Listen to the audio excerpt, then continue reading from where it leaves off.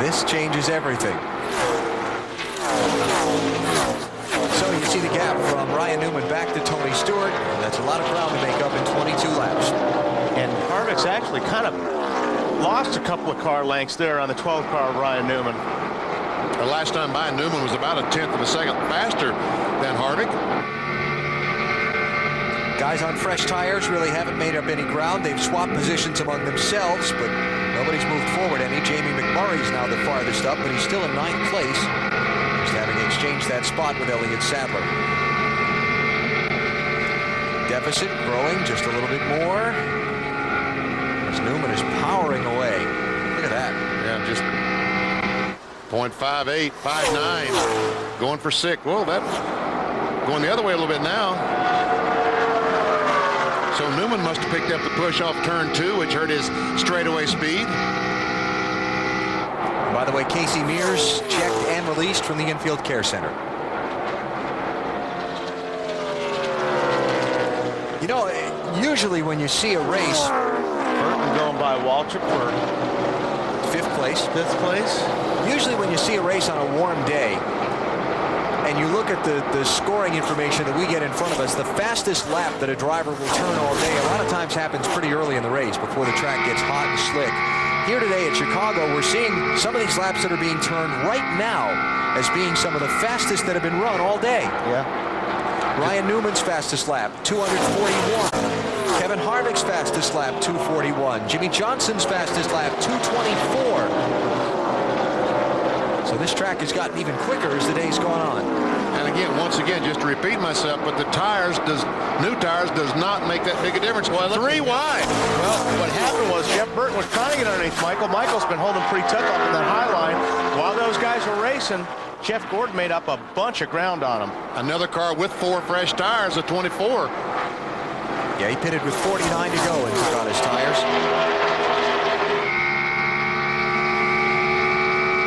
And now working on Michael Waltrip for 5th place. Jeff Gordon running 6th for the moment. Matt Kenseth, the championship leader, running 13th. Dale Earnhardt Jr. and Bobby Labonte, the other 2 of the top 4 in the standings in the garage area, done for the day after being involved in crashes. By the way, Todd Bodine just took his car back to the garage. It was pushed there by the crew.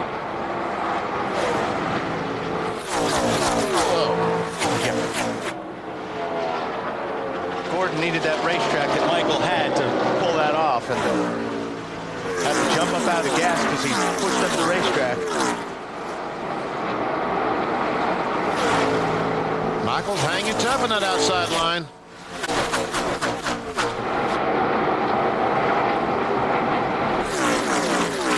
Waltrip 5th in the race for the championship. Ooh, look at 24 car gained ground there. Just he's having a hard time hold the car down, getting off the corner. He's got a pretty good run here, though. Might be enough. Might be. It just forces the issue. If he's enough, he can force the issue, and he did. So Jeff Gordon to 5th, Michael Waltrip to 6th, and Jeff Burton now in 7th.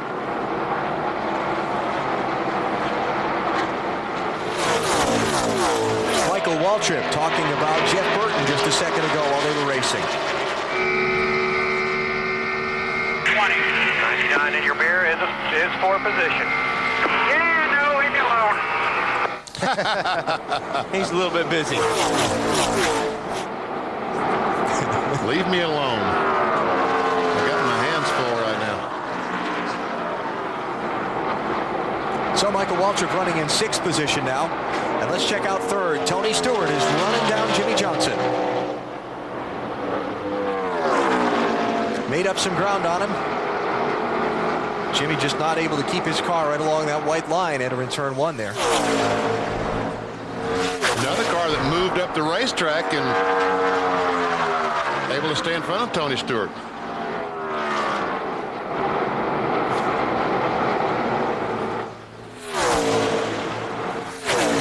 Stewart has led 80 laps today. Jimmy Johnson has led 25. Johnson, of course, coming from the back after the problems in practice we documented earlier today. Tony Stewart lost some track position in a shuffle of that pit strategy and pit stops, and he just has never gotten back to the front.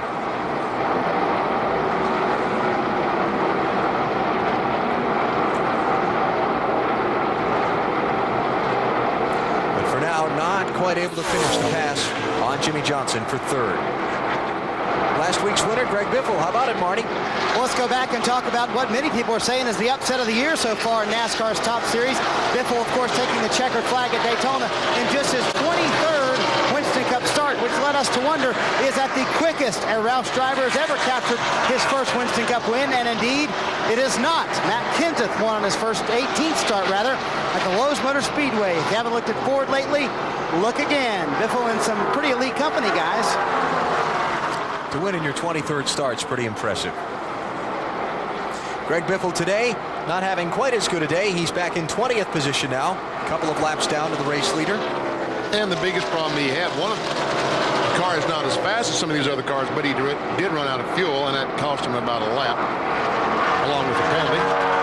And still we watch the race for third as Tony Stewart tries to find a way to get around Jimmy Johnson for that position. And they come to 10 laps to go.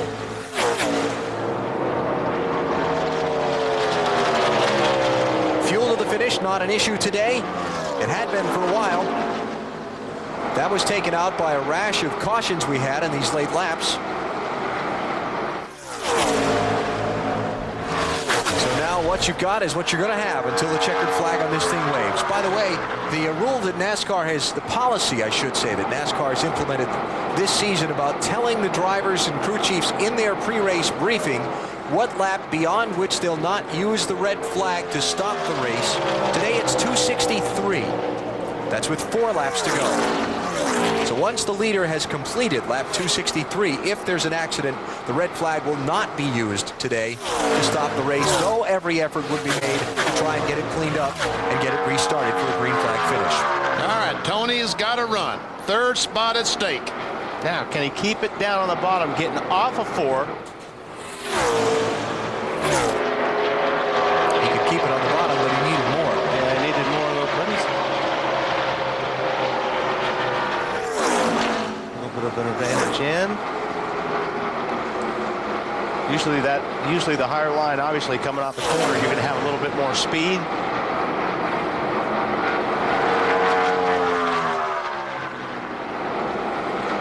Might do a slide job here. He's trying to do a slide job. Whoa. This is the race for third position, while Ryan Newman remains comfortably in front of Kevin Harvick by 0.7 of a second at this point. Matt, that was a pretty nice slide job. Like the old USAC days, and for Tony Stewart, this season has not been the one that he really wanted, currently sitting 11th in points.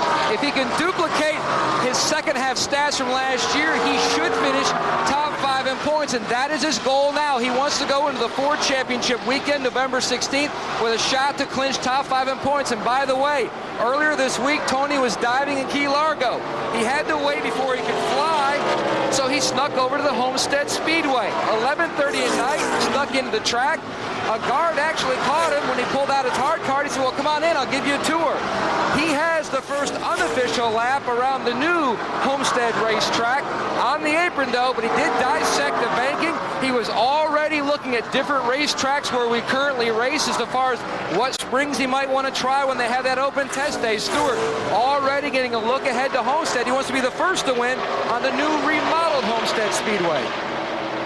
And I'm sure he'll be happy to share all that information with everyone. No. Tony and Greg Zippodelli going to be up at the Thompson, Connecticut Speedway on Wednesday night, making an appearance on their way to New Hampshire, which is where the race for the championship continues next Sunday.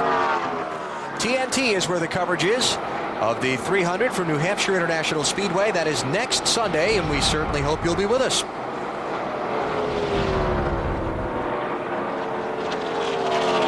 Repaving work on that track after the reconfiguration of the corners last year. Should be interesting to see how it turns out. And my guess is Tony Stewart will be pretty tough to beat up there, as also the winner up there last year, Ryan Newman. Newman, a multiple winner already in 2003. Victories at the Texas Motor Speedway in Dover, but he's also had his problems. 29 cars slow. Out out of gas. Is he out of fuel? Sure looks like it. Out of fuel. Oh, boy. Well, that's just not... Blow up or you're out of gas, Kevin? Out of gas. And you know he'd run out of gas once he passed pit entrance. What's going on, Marty? Well, you heard the conversation between Todd Berrier and Kevin Hamlin. They are indeed out of fuel. They were positive they could make it all the way. They made a fuel run in happy hour yesterday, and they calculated it at lap 198. They could make it all the way under green flag. We've even had caution laps since then.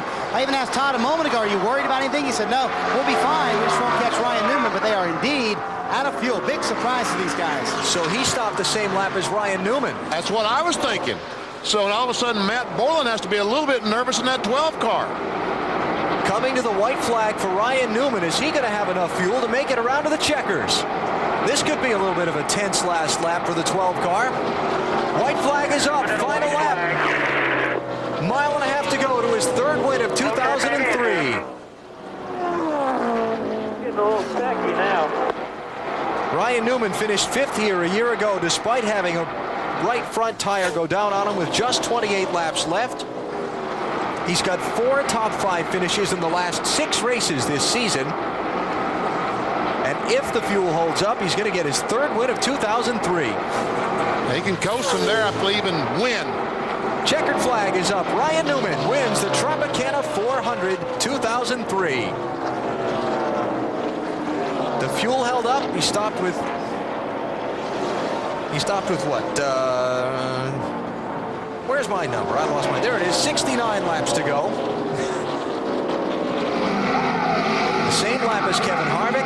The 12 car made it. 29 didn't.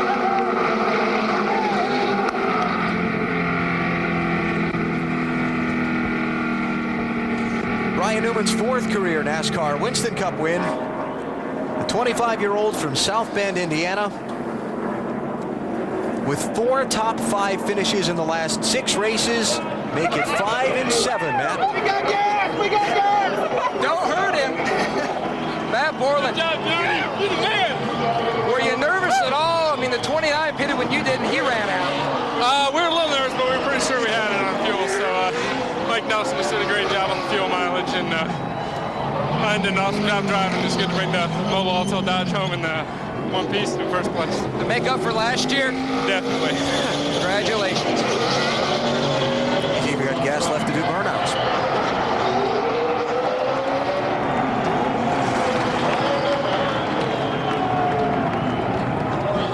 So Ryan Newman has won the Tropicana 400 by 2.6 seconds over Tony Stewart.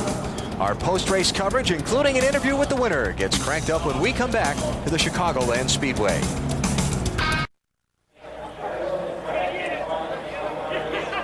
Back at Chicagoland Speedway in Joliet, Illinois, and the celebration is on for South Bend, Indiana's Ryan Newman.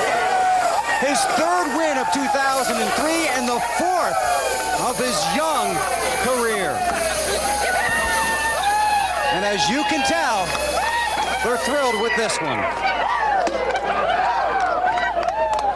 Congratulations, they're all great, but this one I know is special to you, being so close to South Bend, being here in Chicagoland. Yeah, it's cool. I like the racetrack, and really look forward to the race in the Alto Mobile One Dodge. I want to thank Mobile One, Sony, Altel for all their support, and you know, Matt and the guys did an awesome job. Track position was going to be important. The racetrack was really good today, and just want to thank everybody. Tropicana, great race, and Gatorade Victory Lane, that's awesome. Were you convinced you had enough fuel to get there? I was good on the fuel as I get orange pelted up. I was good on the fuel according to Matt. It's just a matter of holding Harvick off, because if he got in front of me, I felt that the cleaner was going to be the difference, but it turned out him running out of fuel didn't make a difference. Well, this is your 3rd win of the season, Ryan, your 4th of your career. That's I'm happy for that one.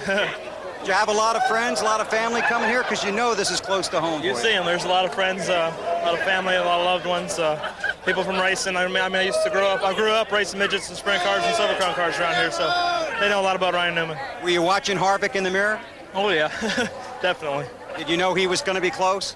I knew he was coming, and I knew he had a good car. I watched him in happy hour. I knew he had good potential, and obviously he's won here twice, so happy to dethrone him. And I'll bet you know what track we go to next week, don't you? Yeah, I think we'll try to redeem ourselves there too. Congratulations. Thank you. Ryan Newman in Victory Lane here in Chicagoland. Marty?